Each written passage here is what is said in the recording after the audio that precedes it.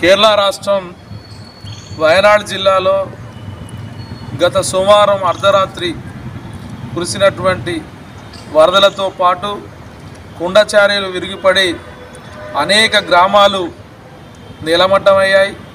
ఇప్పటి వరకు సుమారు 300 మందికి పైగా మరణించారు. అనేక మంది క్షతగాత్రులయ్యారు. ఇంకా ఆచూకీ తెలియని వారు వందల మంది ఉన్నారు. అక్కడ గాలింపు చర్యలు ముమ్మరం చేశారు. 10 పునరావాస కేంద్రాల్లో సుమారు 10,000 మందిని అక్కడ ఉన్నటువంటి ప్రభుత్వం కాపలా కాస్తుంది. అంతేకాదు వారికి సహాయ సహకారాలు అందజేస్తూ ఉంది.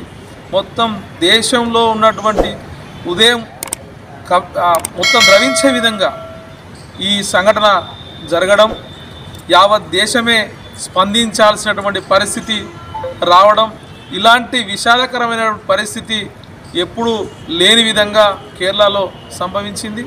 నిద్రలోనే అనేక మంది సమాధి అయిపోయినటువంటి పరిస్థితి ఉంది. ఎప్పుడు లేనంతగా 48 గంటల్లో సుమారు 600 మిల్లీమీటర్ల వర్షం పడడం, ఆ వర్షంతో కుండచార్యలు మొత్తం కూడా విరిగిపడి గ్రామాలపైకి కప్పేసినటువంటి పరిస్థితి అక్కడ ఉండడం, ఇది చాలా విషాదం, పెను విషాదం.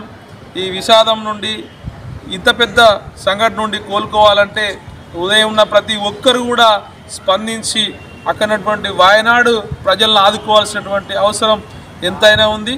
కేంద్ర ప్రభుత్వం మీనవేశాలు లెక్కబెట్టకుండా, రాజకీయాల కోసం కాకుండా అక్కడ ప్రజలను కాపాడాల్సినటువంటి అవసరం ఎంతైనా ఉంది.